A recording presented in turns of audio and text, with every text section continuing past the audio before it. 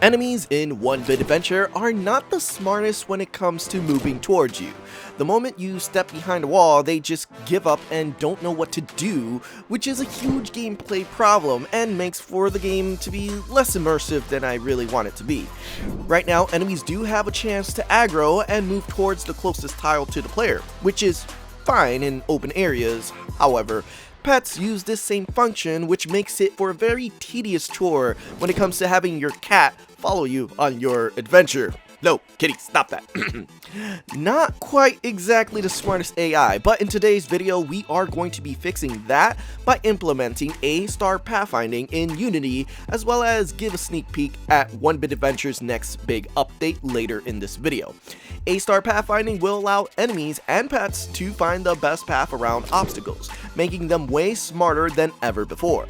And for developers who are looking for an answer to this problem without paying $100 just for a simple A 2D pathfinding, I'll provide you a simple and optimized way to do it so it runs smoothly, even if you have hundreds of enemies on the screen, or if you want a diagonal movement, or just like OneBit where it's just only up, down, left, right. I got you covered. But before we dungeon crawl into the code, let's level up your programming skills so you're ready for the next coding adventure with today's sponsor, Brilliant. Brilliant helps you get smarter every day with thousands of interactive lessons in math, science, programming, data analysis, and AI.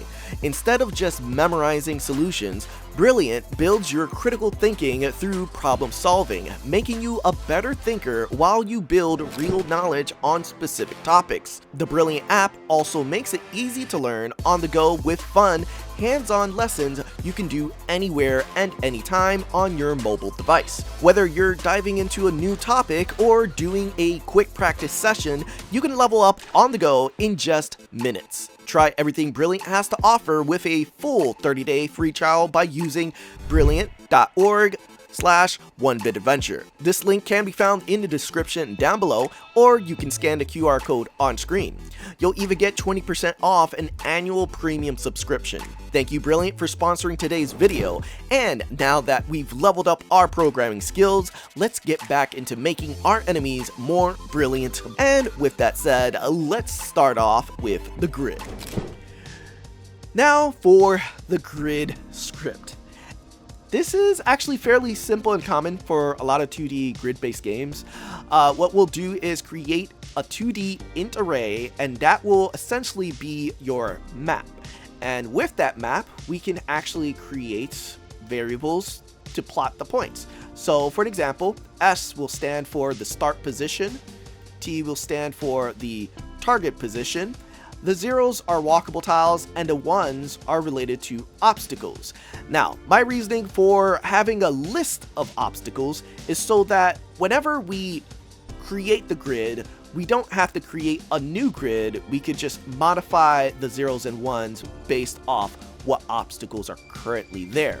So that's a little bit of optimization. I'm sure there's other ways you could do it, but for this video, we are going to do it like this. And one of the main reasons for being able to do this style of grid making is OneBit Adventure is a very different grid-based game in terms of movement and finding a path. We're constantly moving upwards, so our variables for where 0x and y of 0 is very much changing every time. So instead of having a single solid grid, we are going to have a grid that is plot around the player, and then we'll do a pathfind for the area, and that's how the enemies will be able to find the closest path. There are going to be a lot of other situations, but in general, this should solve a lot of 2D grid-based games in general. So if you do have tiles that you haven't necessarily numbered, you can have them numbered, but in this game, we're actually going to track their position and then add it to the list if it is an obstacle point. So with that said, we can move on to the meat of the actual script, which is A Pathfinding algorithm. Full disclosure, the A Pathfinding algorithm was created with ChatGPT. I've tried my best to find ones online, and they are either very expensive in the Unity Asset Store, Or if they were free, there were also problems with it, and they come with 3D algorithms, and I'm like, I have a 2D game, I don't need all that bloat. And that's where I ended up going to ChatGPT for this function. But as programmers, we do tend to look at different functions that are out there and make it our own, which this A-star pathfinding is generally for creating a pathfind in a grid-based system. We've also added the ability to have directions components. So this is a vector 2 this is a vector 2int array that will tell us what directions the actual entity can move. So for OneBit Adventure, we can only move up, down, left, right, but if your game has diagonal movement, you can actually add that as well. And then when we go into the pathfinding script, you'll see that it will use that. It'll be like, all right, we can move this direction and then try to find a path using only those directions.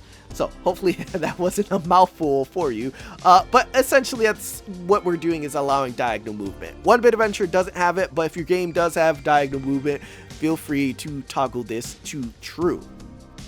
Next, we have a path list, and this is going to essentially be the end result of A-star pathfinding, and the A-star pathfinding will do start to end position and then return a list of vector 2 ints.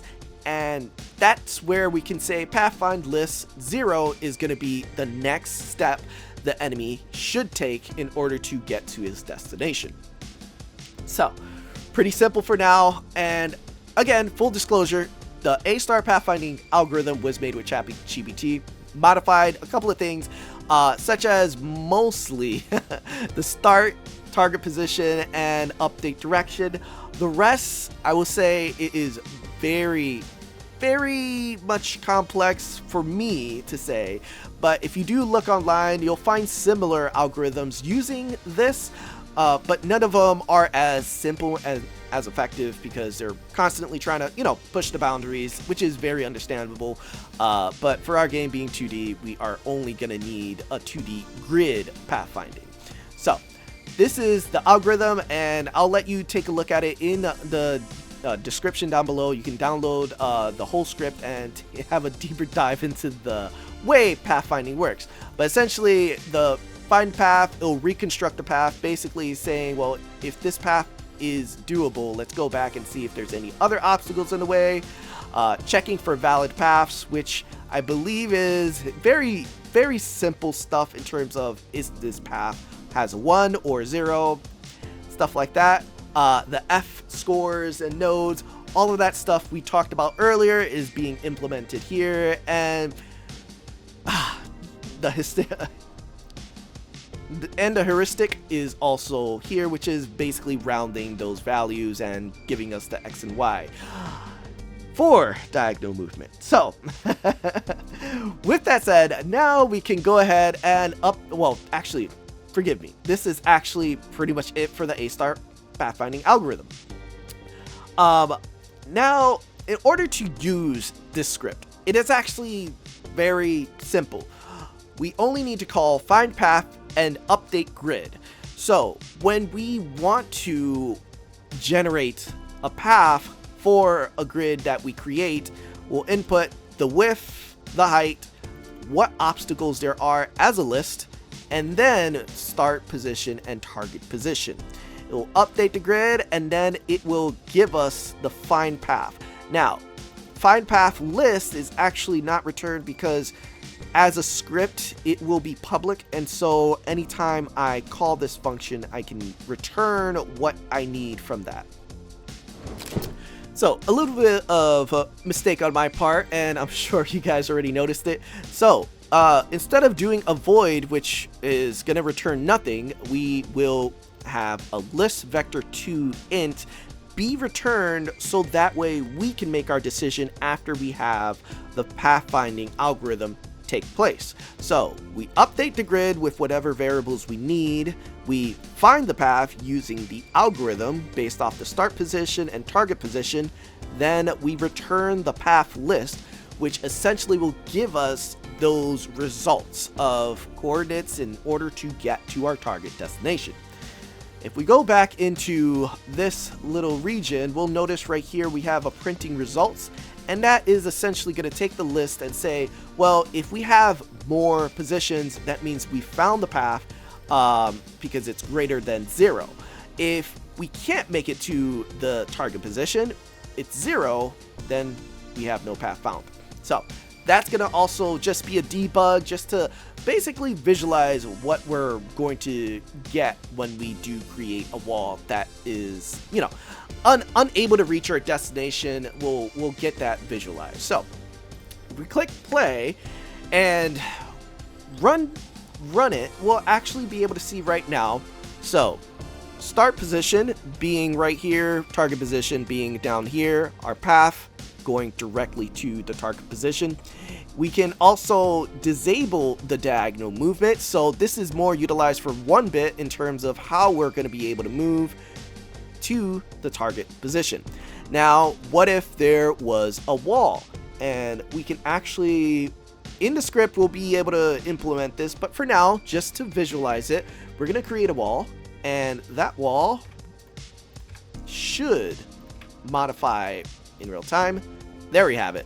So the start position, because there's a wall here, it's no longer taking this path, it's actually going directly over here, then going down, and then going to the target.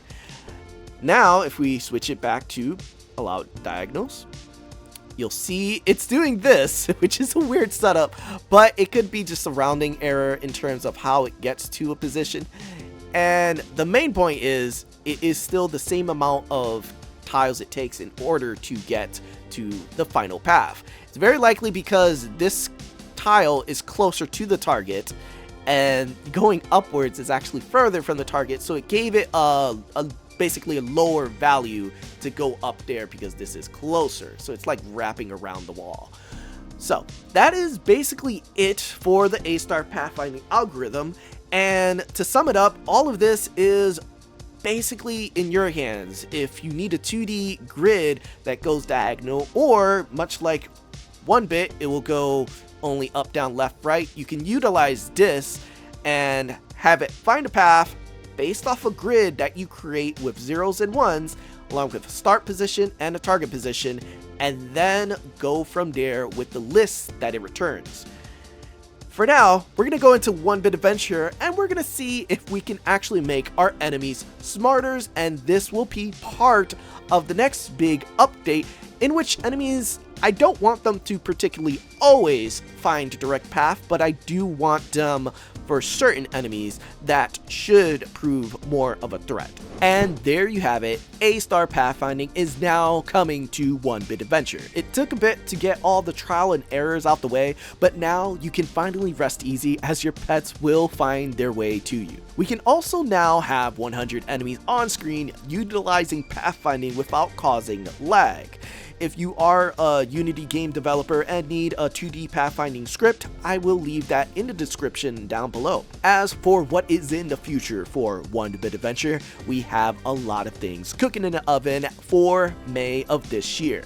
This is going to be one big major update, which will include the A-star pathfinding as well as the community dungeon, which is going to be the Corrupted Forest, a place where the Eternal Wraith has taken over the lands, and you see the aftermath that will soon be the world of OneBit. There will be a new potion making mechanic as well as a bunch of new enemies that will pose a threat to your adventure. And then we also have the Fork in the Road, in which you get to decide the path you take for your adventure. Some paths are easy but less rewarding, and others are harder but more rewarding. Let me know in the comments down below what kind of paths would you like to see in this new update. And don't forget about Rogue Together, as I am gathering as much newsletter signups as possible so I can ensure a successful Kickstarter.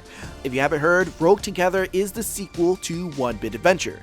Essentially, we are going to be expanding the story of OneBit Adventure in Rogue Together, as well as adding multiplayer. With up to 4 friends, you will be able to dungeon crawl together. We are currently at 100 signups, and the closer we are to 1,000 signups, the better chance we have at succeeding the Kickstarter. I want to thank you guys for watching, and I will catch you guys on the next adventure.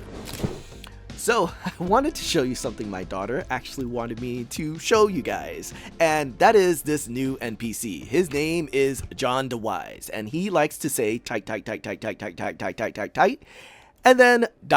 explode. Boom. There you have it.